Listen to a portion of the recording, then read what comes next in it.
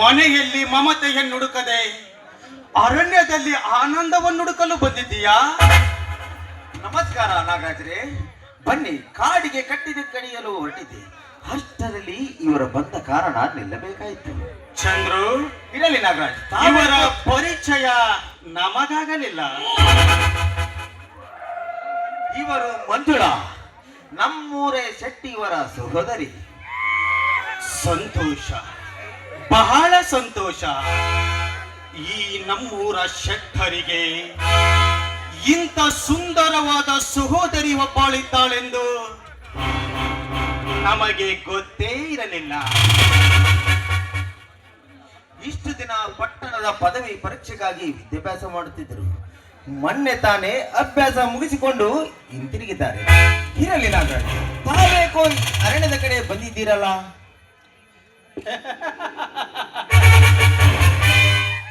ಮನೆಯ ಕೆಲಸದಲ್ಲಿ ಮನಕ್ಕೆ ಬೇಜಾರಾಯಿತು. ಅದಕ್ಕಾಗಿ ಬೇಟೆಯಾಡಲು ಈ ಅನುಪಮ ಅರಣ್ಯಕ್ಕೆ ಬರಬೇಕಾಯಿತು. ನಾಗರಾಜ್, ನನಗೆ ಕೆಲಸಕ್ಕೆ ಒತ್ತಾಗುತ್ತದೆ, ನಾನಿನ್ನು ಬರಲೇ? ಹೋಗಬಹುದು. ಮಂಜುಳಾ, ನಾಳೆ ಭೇಟಿ ಆಗುತ್ತೇನೆ, ನಾನಿನ್ನು ಬರಲೇ? ಬಾಯ್. ಮತ್ತೆ ನಾಳೆ ಸಿಗ್ಬೇಕು, ಕಾಯ್ತಾ ಇರ್ತೀನಿ. ನಿಲ್ಲು ಮಂಜುಳಾ. ಏಕೆ?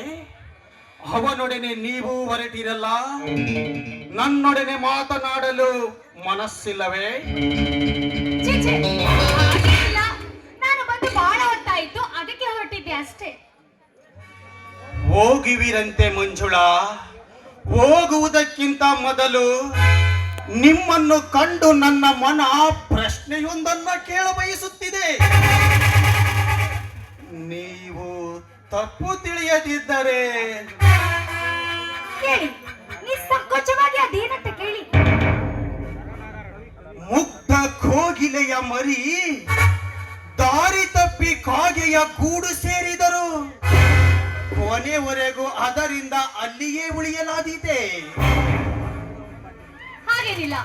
ಆ ಕಾಗೆಯ ನಿಜಾಂಶ ತಿಳಿದ ಕೂಡಲೇ ಅದು ತನ್ನ ಗೂಡಿನಿಂದ ಅದನ್ನು ಹೊರ ಹಾಕುತ್ತದೆ.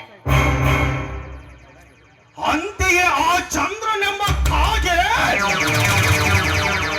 ಕೋಗಿಲೆಯಂತಿರುವ ಈ ನಿನ್ನ ಸೌಂದರ್ಯವನ್ನ ತನ್ನ ಕೊಕ್ಕಿನಿಂದ ಕುಕ್ಕಿ ಕುಕ್ಕಿ ಹೊರ ಹಾಕುವಷ್ಟರಲ್ಲಿ ನೀವೇ ಅಲ್ಲಿಂದ ಹೊರಹಾರುವುದು ಉತ್ತಮವಲ್ಲವೇ? ಹಾಗೇನಿಲ್ಲವಲ್ಲ ನಾಗರಾಜ್. ನನ್ನ ಚಂದ್ರು ಕೋಗಿಲೆ ಅಂತವರು. ಅವರೆಂದಿಗೂ ಕಾಗೆ ಅಂತವರಲ್ಲ. ಅವರು ಕೋಗಿಲೆಯಾಗೆ ನನ್ನನ್ನು ಕೂಗಿದರು, ನಾನು ಕೋಗಿಲೆಯಾಗೆ ಅವರ ಪ್ರೇಮದ ಗೂಡನ್ನು ಸೇರಿತು.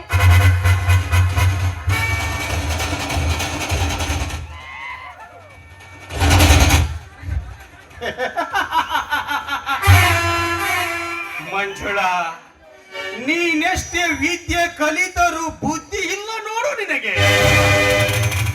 ಚಂದ್ರು ವರ ನೋಡಲಿಕ್ಕೆ ಕೋಗಿಲೆಯ ತರ ಇರಬಹುದು, ಆದರೆ ಅವಳ ಚಟ್ಟ ಗುಣ ಕಾಗೆಯ ಸ್ವರದಷ್ಟೇ ವಿಕಾರ. ನಾನೇ ನನ್ನ ಕಣ್ಣಾರೆ ಅವನ ಕೆಟ್ಟ ಕೃತ್ಯಗಳನ್ನು ಎಷ್ಟೋ ಬಾರಿ ಕಂಡಿದ್ದೇನೆ. ಇಲ್ಲ ಇಲ್ಲ ಇಲ್ಲ ಇಲ್ಲ, ನನ್ನ ಚಂದಿರ, ನನ್ನ ಚಂದ್ರು ಹಾಲಿನಷ್ಟೇ ಪರಿಶುದ್ಧವಾಗಿದ್ದಾನೆ.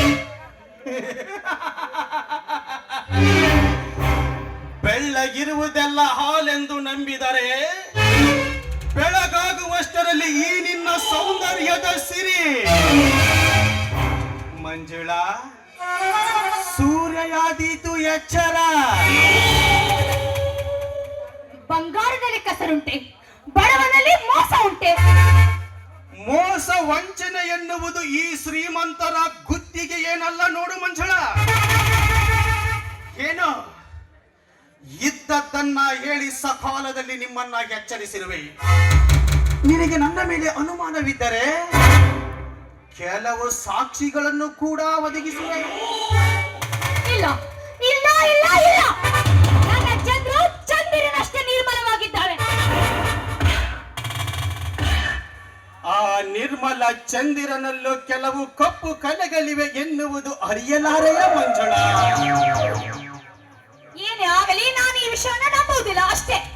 ಏಯ್, ನೀ ನಂಬದಿದ್ದರೆ ನನಗ್ಯಾವ ನಷ್ಟವೂ ಇಲ್ಲ, ನೀನು ನಂಬಿದರೆ ನನಗ್ಯಾವ ಲಾಭವೂ ಇಲ್ಲ.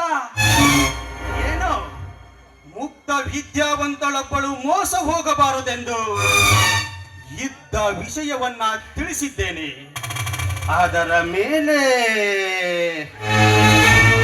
ನಿಮ್ಮಿಷ್ಟ. ಕ್ಷಮಿಸಿ ನಾಗರಾಜ್, ನೋಡಿ ನನಗೆ ಯಾಕೋ ತುಂಬಾ ತಲೆ ಬಿಸಿ ಆಗ್ತಾ ಇದೆ. ನಾನು ಮಾತಾಡುವ ಸಮಯದಲ್ಲಿಲ್ಲ, ನಾನಿನ್ನು ಹೊರಡ್ತೀನಿ. ಮಂಜುಳಾ, ಎಲ್ಲಿಗೆ ಹೋಗುತ್ತಿರುವೆ? ನಾನಿನ್ನು ಈ ಅರಣ್ಯದಲ್ಲಿ ಬೇಟೆ ಆಡುವುದೇ ಮುಗಿಸಿಲ್ಲ. ಇಂದು ಯಾವ ಬೇಟೆಯೂ ನಿಮಗೆ ಸಿಗ್ಲಿಲ್ವಾ? ಇಲ್ಲ, ಇಂದು ಇಲ್ಲೇ ಸಮೀಪದಲ್ಲಿ ಸುಂದರವಾದ ಹೆಣ್ಣು ಜಿಂಕೆಯೊಂದನ್ನ ಕಂಡೆ.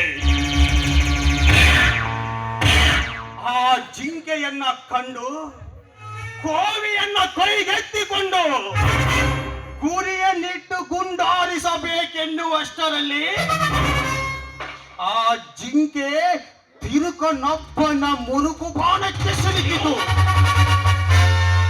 ಇರಲಿ, ಅವನಿಂದ ಉಪಚರಿಸಿ ಹೊರ ಹಾಕಿದ್ದೇನೆ. ನೋಡೋಣ, ಬದುಕಿದರೆ ಅದರೊಡನೆ ಚಿನ್ನಾಟ, ಸತ್ತರೆ ಈ ದೇಹದ ಮಾರಾಟ. ನೋಡಿ, ನೀವು ಅದರ ಜೊತೆ ಉಪಚರಿಸಿ ಬನ್ನಿ, ನಾನು ಮನೆಗೆ ಹೊರಡ್ತೀನಿ.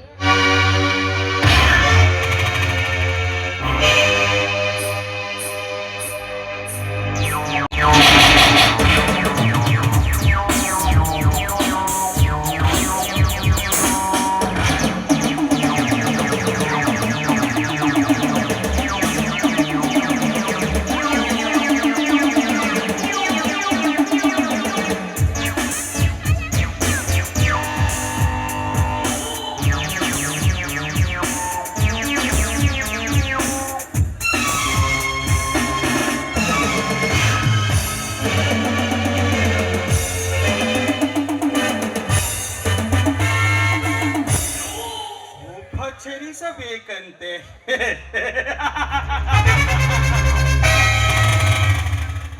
ರಾಮಾಯಣ ಹುಟ್ಟಿದ್ದು ಹೆಣ್ಣಿನಿಂದ, ಮಹಾಭಾರತ ಹುಟ್ಟಿದ್ದು ಹೆಣ್ಣಿನಿಂದ, ಕವನ ಹುಟ್ಟಿದ್ದು ಹೆಣ್ಣಿನಿಂದ, ಕದನ ಹುಟ್ಟಿದ್ದು ಹೆಣ್ಣಿನಿಂದ.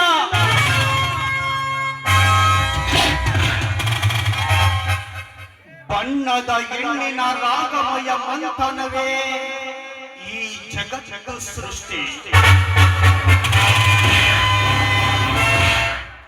ಹೆಣ್ಣನ್ನು ಸೃಷ್ಟಿಸುವಾಗ ಅವಳಿಗೊಂದು ವಿಶಿಷ್ಟ ಸ್ಥಾನ ಕೊಡಬೇಕೆಂದು ಯೋಚಿಸಿದನೋ ಏನೋ.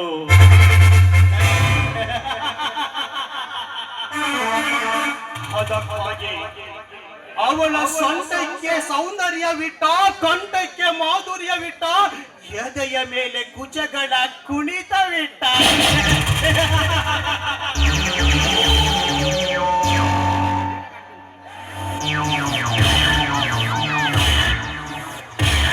ಅಪ್ಪ, ಈ ಹೆಣ್ಣಿನ ಕುಚಗಳ ಕುಣಿತಕ್ಕೆ ಮರುಲಾಗದ ಮಾನವರೇ ಇಲ್ಲ ಈ ಜಗತ್ತಿನಲ್ಲೇ.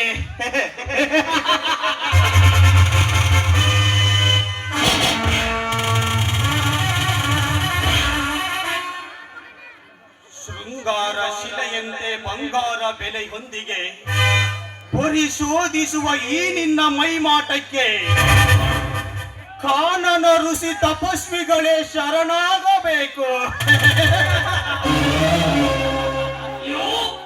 ಅಂತಹ ಚೆಲುವೆ ನೀನು. ಬ್ರಹ್ಮ ಹೆಣ್ಣನ್ನ ಸೃಷ್ಟಿಸುವಾಗ ಯಾವ ಹೊತ್ತಿನಲ್ಲಿ, ಯಾವ ಮತ್ತು ಬರುವ ಹೊತ್ತಿನಲ್ಲಿ ಆ ಹೆಣ್ಣನ್ನು ಸೃಷ್ಟಿಸಿದನು. ನಾನಂತೂ ಹರಿಯೇ, ನನ್ನ ಕನಸಿನ ಪ್ರೇಮ ಪಾಕ ಭೂಮಿ ತೂಕದಂತೆ ಭಾಸವಾಗುತ್ತಿದೆ. ಬಟ್ ಮಂಜುಳಾ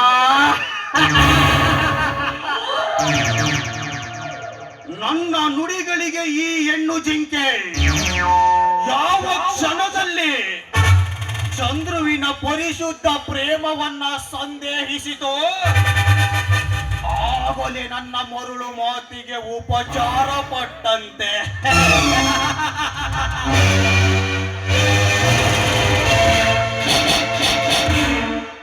ಇಷ್ಟೊಂದು ತಿಳಿಯದ ಈ ಶೆಟ್ಟಿಯ ಸಹೋದರಿ ನಿಜವಾಗಲೂ ಸೌಂದರ್ಯದ ಸಿರಿ. ಇವಳನ್ನ ಕಂಡೊಡನೆ ನನ್ನ ಕಾಮದ ಮಿಡಿನಾಗದ ಎಡೆ ಎತ್ತಿ ತನ್ನ ಆಲಿಸುತ್ತಲಿದೆ.